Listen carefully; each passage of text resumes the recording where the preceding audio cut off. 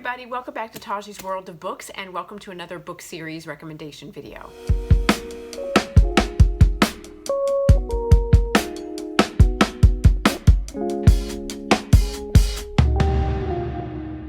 Hey you guys, welcome back. So I am going to be covering Sierra Simone. She is one of my all-time favorite authors. I have a couple, and I feel like when I get familiar with an author and their writing style, I just go down, I dive deep with them.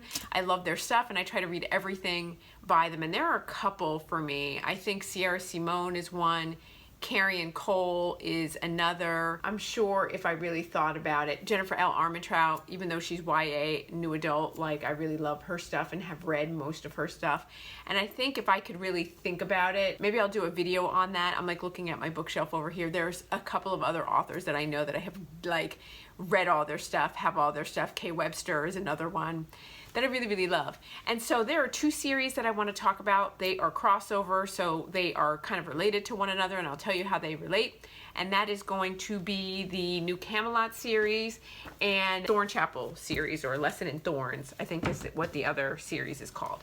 So let's talk about the first series. The new Camelot series has 3 main works and then 2 novellas. And this is a political sort of American royalty situation, if you will.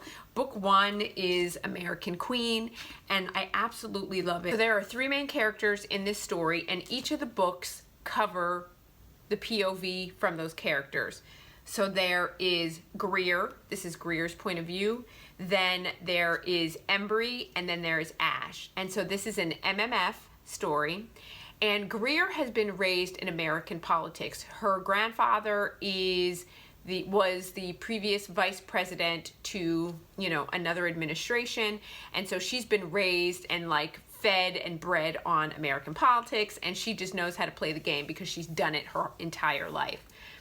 And she's sent abroad to go to boarding school. Her parents pass away quite early on, and she's raised by that former vice president, her grandfather. And she's also quite close with her cousin, Abilene.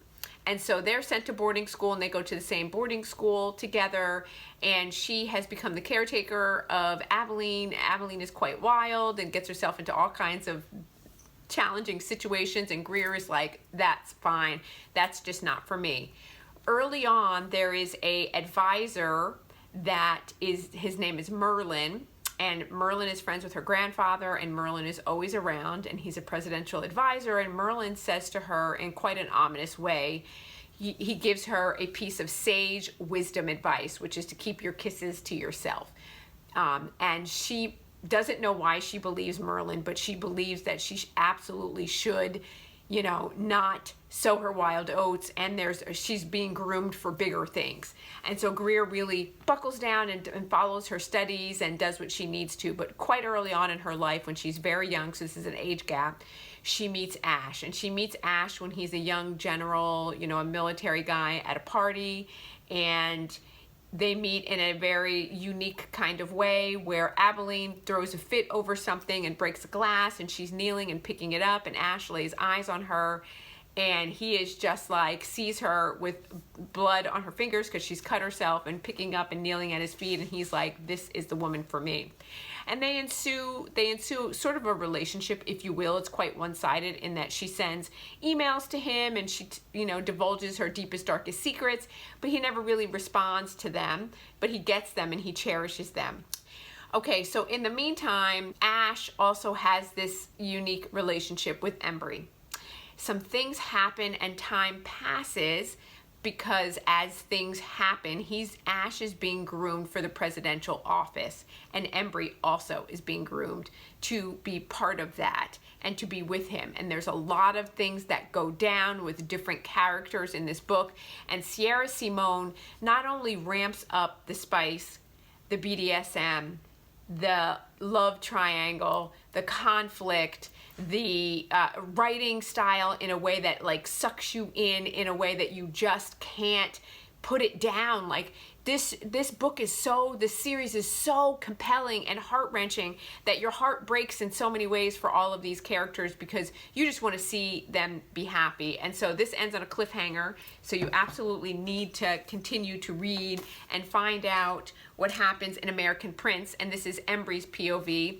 And Sierra Simone is really good about writing a brooding, sort of younger princeling to the older, you know, again, brooding king. And Embry is no different. Embry is angry and he's frustrated and he doesn't want to submit, but at the same time he wants to submit, so he's torn between how he feels and all of these dynamics and this long 15-year history that he has with Ash through military campaigns, through ups and downs and relationships and challenges and difficulties, and they've got a lot of stuff that they've got to work through, and like how does that then impact Greer, and how does Greer fit into this, and what does all of that mean? And when they have fundamental differences of opinion in terms of, you know, how do we keep Greer safe, and what does this mean for the political office, and how we're going to move forward as a country. And so this is when the prince sort of fights against the king and needs to exert his independence because he wants to show that he can be a king in his own right. And what does that mean? And this book is heart-wrenching in the things that, the intrigue, the lies, the deception, the things that people do, you know, that have impacted all three of these main characters in irrevocable ways.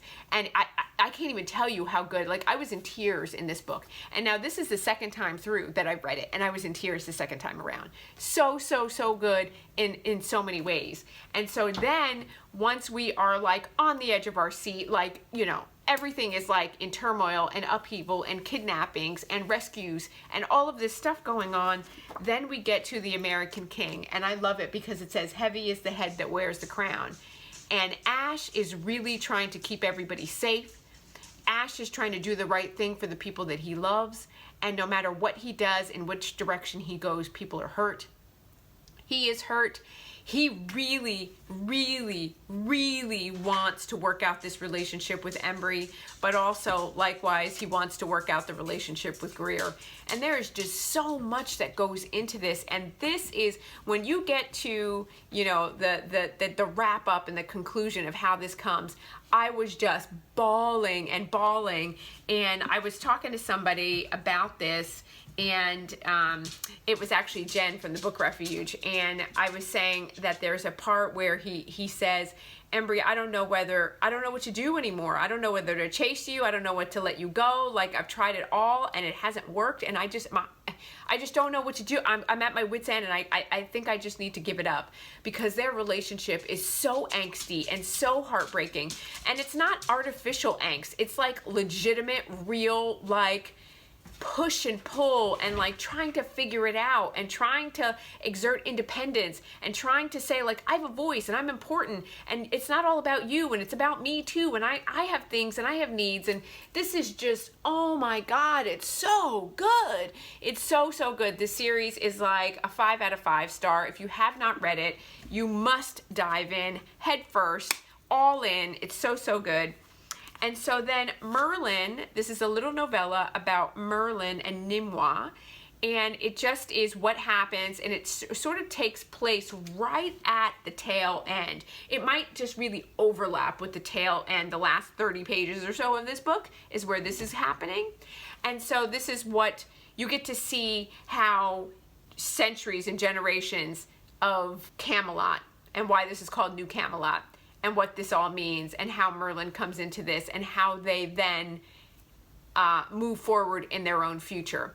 And I love, because then in this book, he then goes to Ryan Belvedere, who is the assistant to President Colchester, or Ash Colchester. Here, Nimue and Merlin say, Ryan, we know that you are kind of spinning with nothing to do. We need you to go to Thorn Chapel to England to go retrieve a book for us.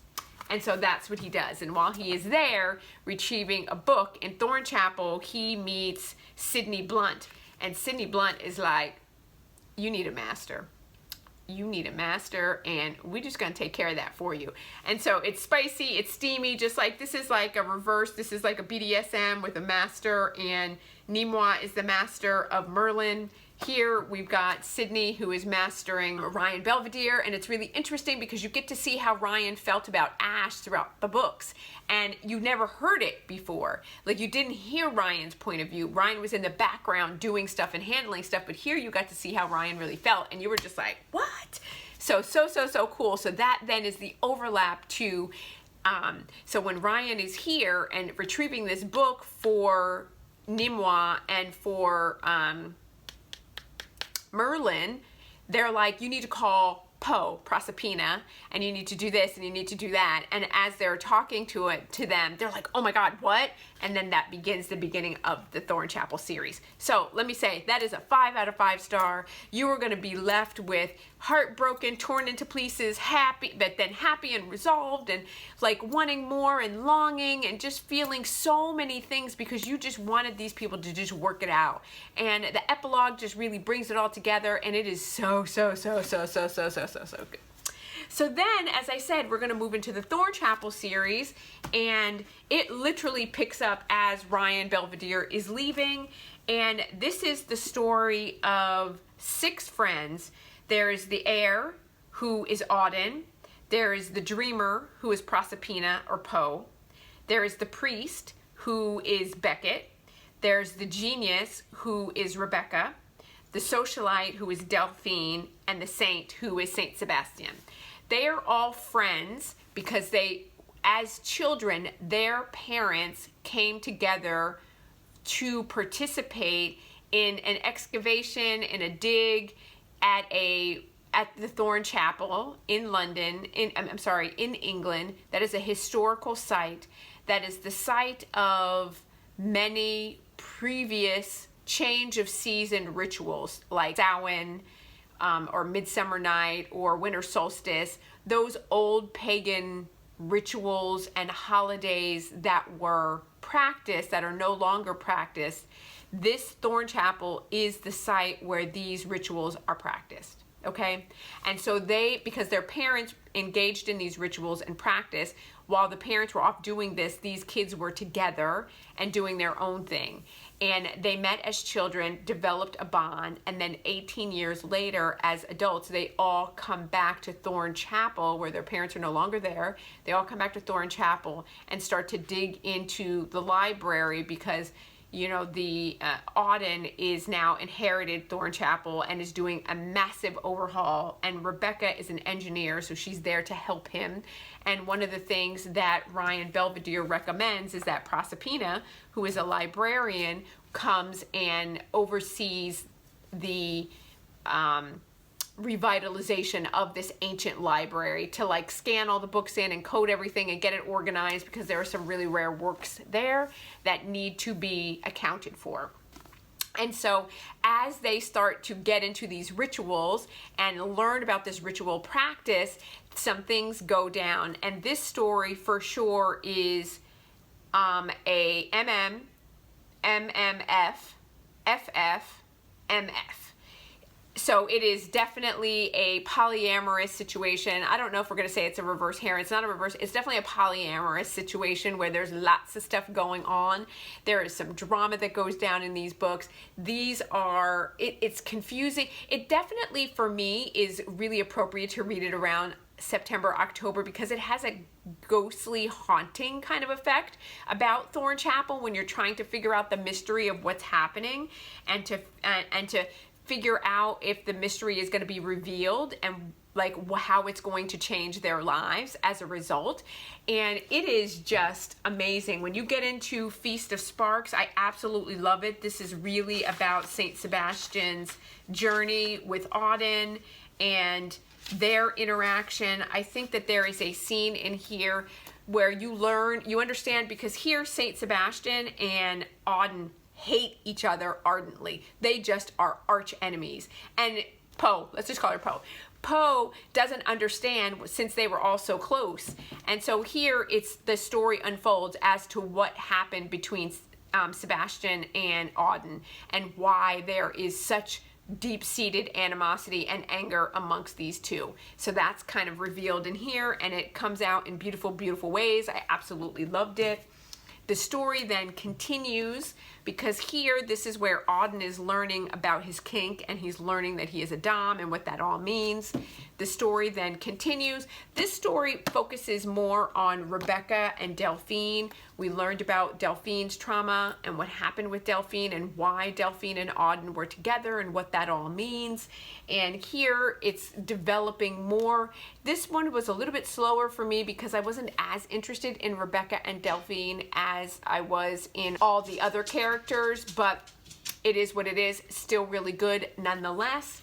And then the final wrap up is Door of Bruises. And I have to say, when it's all said and done, I was broken, I was happy, I was confused, I didn't understand, I wanted more, I felt undone, I felt put back together. I felt so many things that made me sort of go like, I'm the way that it all wrapped up, I'm really, really glad that it wrapped up that way, but at the same time, I'm like, but what? You just left me there? I need more. I need to know. Like, you've got to give me more of these characters because they are massive and beautiful and heart-wrenching and so many things in so many ways, and I absolutely loved it on so many levels.